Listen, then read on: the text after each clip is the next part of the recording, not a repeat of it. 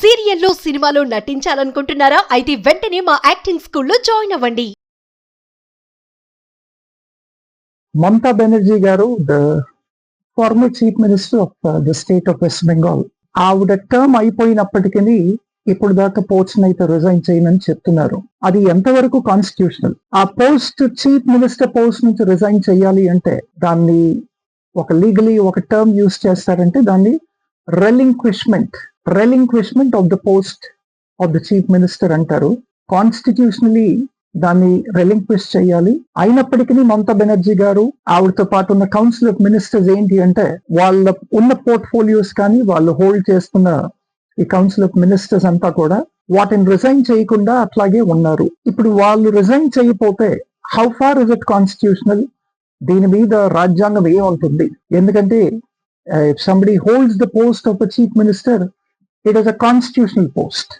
కాబట్టి does the governor have any right to seek relinquishment from the former chief minister, or does the governor of the state of the West Bengal has any right at all to dissolve such cabinet? And chuskunte article 172 of the Indian constitution em cheptundante after the said term the governor has every right to dissolve the previous government అని చెప్పి in case if they have not proved the majority అని చెప్పి article 172 అయితే చెప్తుందండి. అదే విధంగా చూసుకుంటే మనం Article 164 subclause 1 states that the governor has every power and every authority to induct a chief minister and also the council of ministers on the advice of the chief minister అని చెప్పి Article 164 subclause 1 అయితే చెప్తుంది. మరి ఇక్కడ మమతా బెనర్జీ గారు ఆవిడతో పాటు ఉన్న కౌన్సిల్ ఆఫ్ మినిస్టర్స్ అంతా కూడా దీన్ని రెలింక్విష్ చేయకుండా ఆవిడ ఎందుకు ఇంకా నేనే సీఎం అని చెప్పి ఆ సీఎం పోస్ట్ కి హోల్డ్ చేస్తున్నారంటే ఆవిడ ప్రధానంగా 3 ఆరోపణలు చేశారండి. ఒకటేంటి అంటే ఇది ప్రజలు ఇచ్చిన వర్డిక్ట్ కాదు. బీజేపీ గెలుపు ఏదైతే ఉందో ఇది ప్రజలు ఇచ్చిన గెలుపు కాదు. This is not the verdict given by the people, but this is a verdict taken by the BJP through conspire చేసి కాన్స్పిరసీ మెథడ్స్ అన్ని యూజ్ చేసి వాళ్ళు గెలిచారు అని చెప్పి మమతా గారు మొదటి ఆరోపణ అండి. రెండోది ఏంటంటే బీజేపీ వారు సెంట్రల్ గవర్నమెంట్ ఉంది, తర్వాత మెనీ స్టేట్స్ లో వాళ్ళ గవర్నమెంట్ ఉంది కాబట్టి వీళ్ళు ఏం చేశారంటే ఇక్కడ సెంట్రల్ ఆర్మ్డ్ ఫోర్సెస్ ని మిస్యూజ్ చేశారు. ఈ సెంట్రల్ ఆర్మ్డ్ ఫోర్సెస్ ని మిస్యూజ్ చేయడమే కాకుండా ప్రతి బూత్ ని కూడా బీజేపీ గూన్స్ బీజేపీ వర్కర్స్ వచ్చి వీటిని క్యాప్చర్ చేశారు. అందుకే the former MP the present MP Mahua Moitra of TMC Trinamool Congress ఆవిడ ఏమన్నారంటే Amit Shah is actually a goon. He has actually done goonism and that's how the BJP has won అని చెప్పి కూడా ఆవిడ మనకి వీడియోస్ అన్ని కూడా సోషల్ మీడియాలో చూడడం జరుగుతుంది.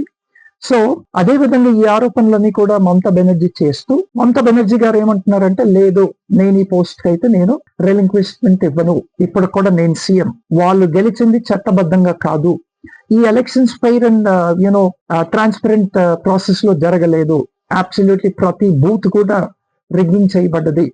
ఒక వీడియో కూడా బయటకు వచ్చింది ఏ విధంగా అయితే అంటే ఇల్లీగల్ ఓటర్స్ అందరినీ కూడా తీసుకొచ్చి దాంట్లో ఇంక్లూడ్ చేసి బూత్ రిగ్గింగ్స్ చేసి ఓట్స్ వేయించుకున్నారని చెప్పి కూడా చెప్తున్నారు. మరి ఇట్లాంటి సందర్భాల్లో గవర్నర్ ఏం చేయొచ్చు? గవర్నర్ ఎవరు, ఆయన పవర్ ఏంటి, ఆయన అథారిటీ ఏంటి? ప్రతి స్టేట్ లో కూడా ఒక governor is a nominee of the president. ఏ విధంగా అయితే మనకి president for the entire country ఉంటారో ప్రతి స్టేట్ కి ఒక గవర్నర్ ఉంటారు.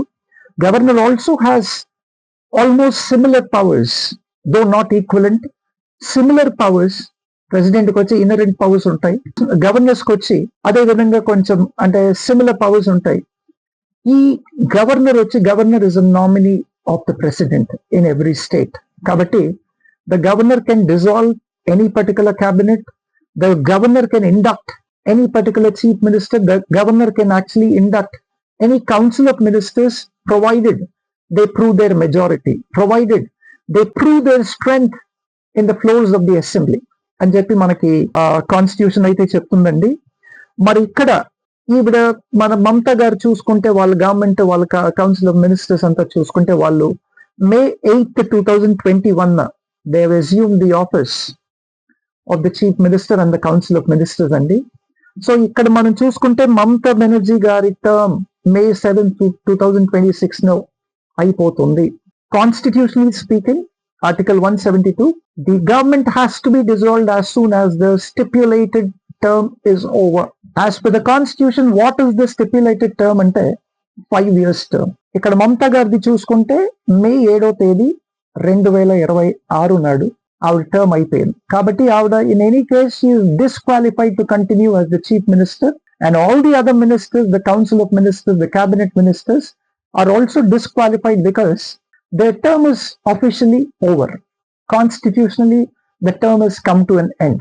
ఈ టర్మ్ అయిపోయిన తర్వాత ఆవిడ కంటిన్యూ చేయాలి అంటే ఇక్కడ రిజైన్ చేసి దాని తర్వాత ఫ్లోర్ లో ఆ అసెంబ్లీలో ఆవిడ వర్త్ ఏంటి, ఆవిడ దగ్గర స్ట్రెంగ్త్ ఏంటి అది ప్రూవ్ చేసుకుని then she can definitely actually continue as the next chief minister. కానీ ఇక్కడ చూసుకుంటే బీజేపీకి, తృణమూల్ కాంగ్రెస్ కి చూసుకుంటే more than 100 seats వ్యత్యాసం ఉంది.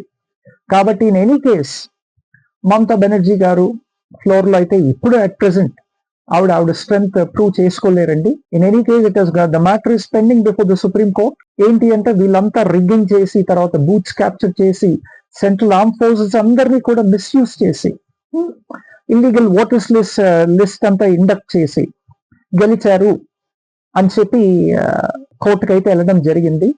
ఒకవేళ సుప్రీం కోర్ట్ ఈ వర్డిక్ట్ కరెక్ట్ కాదు, ఎందుకంటే ఈ కారణాల వల్ల బీజేపీ గెలిచింది అంటే ఈ పర్టికులర్ ఎలక్షన్స్ అంతటిని కూడా డిజాల్వ్ చేసి మరలా ఒక ఫ్రెష్ ఎలక్షన్ పెడితే కానీ ఆ ఫ్రెష్ ఎలక్షన్ లో తృణమూల్ కాంగ్రెస్ హెడెడ్ బై మమతా బెనర్జీ గారు ఆవిడ ప్రూవ్ చేసుకుంటే then she will have every right to assume the office as the chief minister. But as of now Sudhendu గారు is considered to be the next chief minister of West Bengal అని మనకి media reports అన్ని కూడా వస్తున్నాయి. మరి అంతకుముందు ఈ constituent అసెంబ్లీలో ఈ కాన్స్టిట్యూషన్ డ్రాఫ్ట్ పెట్టినప్పుడు one of the member of the constituent assembly mister Mohammed Khan ఆయన ఒక అమెండ్మెంట్ చేయాలని చెప్పి మూవ్ చేశారు. ఆ అమెండ్మెంట్ ఏంటి అంటే the legislative assembly cannot continue as per the pleasure of the governor, it has to be continued as per the majority అని ఒక అమెండ్మెంట్ చేయాలని చెప్పి అమెండ్మెంట్ ప్రొవిజన్ మూవ్ చేశారు ఈ ఆర్టికల్ 144 కి, ద దెన్ ఆర్టికల్. దానికి డాక్టర్ బిఆర్ అంబేద్కర్ గారు who was the chairman of the constituent draft assembly దీన్ని ఆయన ఎఫ్ఎం చేస్తూ ఏమన్నారంటే the council of ministers shall hold office only so long as it enjoys the confidence of majority అన్నారు. అదేవిధంగా అంటే ఈ పర్టికులర్ ఆర్టికల్ దేనికి వర్తిస్తుంది, ఈ అమెండ్మెంట్ ప్రొవిజన్ దేనికి వర్తిస్తుందంటే ప్రెసెంట్లీ మనము TVK party of Tamil Nadu headed by C Joseph Vijay వాళ్ళకి వర్తిస్తుందండి. It is not as per the governor's pleasure but it is for the majority అని చెప్పి మనం చూస్తున్నాం. కాబట్టి ఇక్కడ majority the state of West Bengal లో బీజేపీకి ఉంది. కాబట్టి అన్లెస్ అండ్ అంటల్ ఈ ఎలక్షన్స్ అన్ని రద్దు చేసి సుప్రీంకోర్టు వారు ఒక ఫ్రెష్ ఎలక్షన్ కంటిన్యూ చేయమని చెప్తే కానీ ఇదంతా కూడా ఒక కాన్స్టిట్యూషనల్ మెకానిజం. కాబట్టి ఈ కాన్స్టిట్యూషనల్ నిటిగ్రిటీస్ కానీ ఈ కాన్స్టిట్యూషనల్ మెకానిజం కానీ తప్పకుండా గవర్నర్ కానీ ప్రెసిడెంట్ కానీ లేదంటే గెలిచిన సింగిల్ లార్జెస్ట్ పార్టీ కానీ లేదంటే minority party to form the government కానీ వీళ్ళంతా కూడా ఈ కాన్స్టిట్యూషనల్ బ్రీచెస్ కానీ ఈ కాన్స్టిట్యూషనల్ లాక్యునెస్ ని కానీ తీసుకొని గవర్నమెంట్ ఫార్మ్ చేయడానికి లేదు. But they have to technically follow the constitutional mechanism. Thank you.